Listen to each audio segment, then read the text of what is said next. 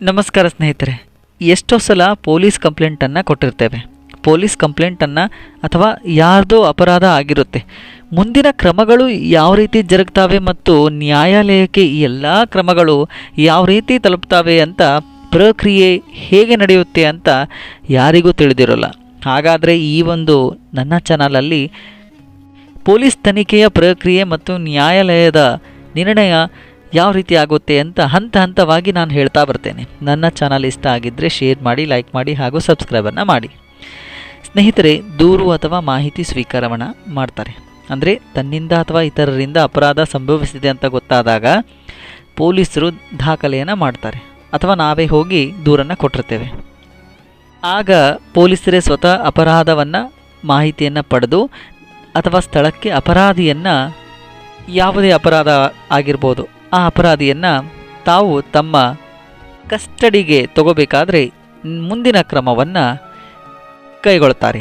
ಆ ಕ್ರಮವೇ FIR. ಹೌದು, first investigation report ಅಥವಾ ಫಸ್ಟ್ ಇನ್ಫಾರ್ಮೇಷನ್ ರಿಪೋರ್ಟ್ ಅಂತ ಕೂಡ ಅಂತಾರೆ. ದೂರು ಸ್ವೀಕರಿಸಿದ ನಂತರ ಪೊಲೀಸರು FIR ಅನ್ನು ದಾಖಲೆ ಮಾಡ್ತಾರೆ. ಈ FIRನಲ್ಲಿ ಅಪರಾಧದ ಸ್ವರೂಪ ಮತ್ತು ಸ್ಥಳ, ಸಮಯ ಮತ್ತು ಸಂಬಂಧಿಸಿದ ವ್ಯಕ್ತಿಗಳ ವಿವರಗಳು ಎಲ್ಲವೂ ಕೂಡ ಉಲ್ಲೇಖ ಆಗಿರುತ್ತೆ. ಇದಾದ ನಂತರ ತನಿಖೆ ಆಗ ಪ್ರಾರಂಭ ಆಗುತ್ತೆ. ಹೌದು, FIR ನಂತರ ದಾಖಲಾದ ತನಿಖಾಧಿಕಾರಿಗಳು ಅಂದರೆ IO ಅಂತ ಕರೀತಾರೆ, ಅವರನ್ನು ನೇಮಕ ಮಾಡಲಾಗುತ್ತೆ. IO ಸಾಕ್ಷಿಗಳ ಸಂಗ್ರಹ ಮಾಡ್ತಾರೆ, ಸಾಕ್ಷಿಗಳ ಹೇಳಿಕೆಗಳನ್ನು ದಾಖಲಿಸ್ತಾರೆ, ಶಂಕಿತರನ್ನು ವಿಚಾರಣೆ ಮಾಡ್ತಾರೆ ಮತ್ತು ಸಂಬಂಧಿತ ಕ್ರಮಗಳನ್ನು ಕೈಗೊಳ್ಳುತ್ತಾರೆ. ಇದಾದ ನಂತರ ಚಾರ್ಜ್ ಶೀಟ್ ಅಂತ ಕರೀತಾರೆ, ಅಂದರೆ ಆರೋಪದ ಪಟ್ಟಿ. ತನಿಖೆಗಳ ನಂತರ ಸಾಕ್ಷ್ಯಾಧಾರಗಳ ಆಧಾರದ ಮೇಲೆ ಆ ಪಟ್ಟಿಯನ್ನು ತಯಾರಿಸುತ್ತಾರೆ. ಇದಾದ ನಂತರ ನ್ಯಾಯಾಲಯಕ್ಕೆ ಅದನ್ನು ಸಲ್ಲಿಸಲಾಗುತ್ತೆ. ನ್ಯಾಯಾಲಯ ಮುಂದಿನ ಕ್ರಮಗಳನ್ನು ಕೈಗೊಳ್ಳುತ್ತೆ. ಅಂದರೆ ಪೊಲೀಸ್ ತನಿಖೆ ಆದ ನಂತರ, ದೂರು ಸ್ವೀಕರಿಸಿದ ನಂತರ FIR ದಾಖಲಾತಿಯಾಗಿ, ಸಾಕ್ಷಿಗಳ ಸಂಗ್ರಹಣೆಯಾಗಿ, ಆರೋಪದ ಪಟ್ಟಿ ಸಿದ್ಧತೆಯಾಗಿ, ನಂತರ ನ್ಯಾಯಾಲಯ ಮುಂದಿನ ಕ್ರಮಗಳನ್ನು ತೆಗೆದುಕೊಳ್ಳೋದಕ್ಕೆ ದಾರಿ ಮಾಡುತ್ತೆ.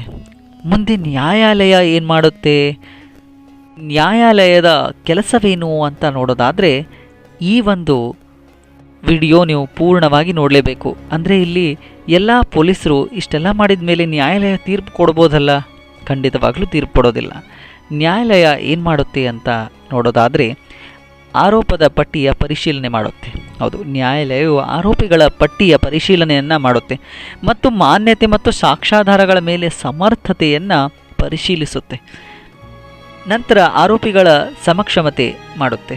ಅಂದರೆ ಅವರಿಗೆ ಆರೋಪದ ಬಗ್ಗೆ ಮಾಹಿತಿ ಅಥವಾ ಅಭಿಪ್ರಾಯವನ್ನು ವ್ಯಕ್ತಪಡಿಸುವ ಅವಕಾಶ ನ್ಯಾಯಾಲಯದಲ್ಲಿ ಸಿಗುತ್ತೆ. ಅಂದರೆ ಆರೋಪಿ ಎಲ್ಲೂ ಮಾತಾಡೋರಿದ್ದಲ್ಲ. ಈ ಒಂದು ನ್ಯಾಯಾಲಯದಲ್ಲಿ ಬಂದು ಅವನು ತನ್ನ ಅವಕಾಶ ಬಳಸಿಕೊಂಡು ತನ್ನ ಅಭಿಪ್ರಾಯವನ್ನು ವ್ಯಕ್ತಪಡಿಸಬೇಕು. ಇದಾದ ನಂತರ ಆರೋಪಿಗಳ ಸ್ವೀಕಾರ ಮತ್ತು ಅವರ ನಿರಾಕರಣೆ ಬಗ್ಗೆ ನ್ಯಾಯಾಲಯ ತೀರ್ಪು ತೆಗೆದುಕೊಳ್ಳುತ್ತೆ. ಅಂದರೆ ಆರೋಪಿಗಳು ಆರೋಪವನ್ನು ಒಪ್ಪಿಕೊಳ್ಬೋದು ಅಥವಾ ನಿರಾಕರಿಸ್ಬೋದು. ಆರೋಪಗಳನ್ನು ಒಪ್ಪಿಕೊಂಡರೆ ನ್ಯಾಯಾಲಯ ತಕ್ಕಂತೆ ಶಿಕ್ಷೆಯನ್ನು ವಿಧಿಸುತ್ತೆ. ಅಥವಾ ನಿರಾಕರಣೆ ಆದಲ್ಲಿ ಏನು ಮಾಡುತ್ತೆ ಅಂತ ನೋಡೋದಾದರೆ ವಿಚಾರಣೆ ಪ್ರಕ್ರಿಯೆ ಮತ್ತೆ ಮುಂದುವರಿಯುತ್ತೆ. ವಿಚಾರಣೆ ಪ್ರಕ್ರಿಯೆ, ಸಾಕ್ಷಿಗಳ ವಿಚಾರಣೆ ಮತ್ತು ಪ್ರಾಸಿಕ್ಯೂಷನ್ ಮತ್ತು ಡಿಫೆನ್ಸ್ ಸಾಕ್ಷಿಗಳು ಹಾಜರುಪಡಿಸುತ್ತೆ. ಅಂದರೆ ಯಾವ ಸಾಕ್ಷಿಗಳನ್ನು ಕಣ್ಮರೆಯಾಗಿವೆ ಆ ಸಾಕ್ಷಿಗಳ ಹುಡುಕಾಟಕ್ಕೆ ನ್ಯಾಯಾಲಯ, ಪೊಲೀಸ್ ಮತ್ತು ಈ ಅಧಿಕಾರಿಗಳ ತನಿಖೆ ಮತ್ತೆ ಪ್ರಾರಂಭ ಆಗುತ್ತೆ. ಸಾಕ್ಷ್ಯಾಧಾರಗಳ ಪ್ರಸ್ತುತ ಪಠಣೆ ನಂತರ ಭೌತ ಸಾಕ್ಷಿಯಾಗಿರ್ಬೋದು ಅಥವಾ ದಾಖಲೆ ಸಾಕ್ಷಿಯಾಗಿರ್ಬೋದು ಅಥವಾ ಸಾಕ್ಷ್ಯಾಧಾರಗಳು ನ್ಯಾಯಾಲಯದ ಮುಂದೆ ಪ್ರಸ್ತುತ ಪಡಿಸಿದ ನಂತರ ತೀರ್ಪು ಮತ್ತು ಶಿಕ್ಷೆ ಯಾವ ರೀತಿ ಅಂತ ನ್ಯಾಯಾಲಯ ವಿಚಾರಣೆ ಮಾಡುತ್ತೆ. ಹೌದು, ನ್ಯಾಯಾಲಯವು ಸಾಕ್ಷ್ಯಾಧಾರಗಳ ಆಧಾರದ ಮೇಲೆ ತೀರ್ಪನ್ನು ನೀಡುತ್ತೆ. ದೋಷಿ ಎಂದು ತೀರ್ಮಾನವಾದಲ್ಲಿ ಸಂಬಂಧಿತ ಕಾನೂನು ಪ್ರಕಾರ ಶಿಕ್ಷೆಯನ್ನು ಖಂಡಿತವಾಗಲೂ ವಿಧಿಸಲಾಗುತ್ತೆ. ಅಥವಾ ದೋಷಮುಕ್ತ ಅಂಥ ತೀರ್ಮಾನವಾದಲ್ಲಿ ಆರೋಪಿಗಳನ್ನು ಬಿಡುಗಡೆ ಮಾಡಲಾಗುತ್ತೆ. ಒಟ್ಟಿನಲ್ಲಿ ಸ್ನೇಹಿತರೆ, ಕೆಲವೊಮ್ಮೆ ನಮಗೆ ಸಾಮಾನ್ಯ ಜ್ಞಾನದಲ್ಲಿ ಕಂಪ್ಲೇಂಟ್ ಕೊಟ್ಟ ನಂತರ ಯಾವೆಲ್ಲ ಪ್ರಕ್ರಿಯೆಗಳು ಜರುಗ್ತವೆ ಅಥವಾ ಇದು ಕೋರ್ಟಿನ ಮುಂದೆ ಯಾವ ರೀತಿ ಹೋಗುತ್ತೆ ಅಥವಾ ನ್ಯಾಯಾಲಯದ ತೀರ್ಪೇನಾಗುತ್ತೆ ಅಥವಾ ನ್ಯಾಯಾಲಯದ ಯಾವ ರೀತಿ ತಲುಪುತ್ತೆ ಅಂತ ನಮ್ಗೆ ಗೊತ್ತಿರೋದಿಲ್ಲ. ಅಥವಾ ಕಂಪ್ಲೇಂಟ್ ಆದ ನಂತರ ತನಿಖೆಯನ್ನು ಯಾವ ರೀತಿ ಪ್ರಾರಂಭ ಮಾಡ್ತಾರೆ ಅಂತಲೂ ಗೊತ್ತಿರೋದಿಲ್ಲ. ಇಲ್ಲಿ ಮುಖ್ಯವಾಗಿ ತಾವು ಸ್ಪಷ್ಟವಾಗಿ ಗಮನಿಸಬಹುದು, ಒಬ್ಬ ಅಧಿಕಾರಿ ಎಲ್ಲ ಕಾರ್ಯಗಳನ್ನು ಎಲ್ಲ ಪ್ರಕ್ರಿಯೆಗಳನ್ನು ಮಾಡೋದಿಲ್ಲ.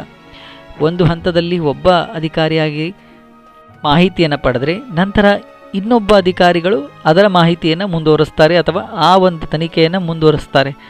ಎಲ್ಲ ಪ್ರಕ್ರಿಯೆ ಹಂತ ಹಂತ ಅಧಿಕಾರಿಗಳಿಂದ ತಲುಪಿ ಕೊನೆಗೆ ತೀರ್ಪು ನ್ಯಾಯಾಲಯದಿಂದ ಅಂತಿಮವಾಗಿ ಆ ಕಾನೂನು ಮಾರ್ಗವಾಗಿ ಯಾವ ತಪ್ಪಿಗೆ ಯಾವ ಶಿಕ್ಷೆ ಅಂತ ವಿಧಿಸಿ ಅವರಿಗೆ ಶಿಕ್ಷೆಯನ್ನು ನೀಡ್ತಾರೆ, ಅಥವಾ ಆ ತಪ್ಪು ಇಲ್ಲದಿದ್ದರೆ ಅವರನ್ನು ಖಂಡಿತವಾಗಲೂ ನಿರಪರಾಧಿ ಅಂತ ಕೂಡ ಬಿಡುಗಡೆ ಮಾಡ್ತಾರೆ.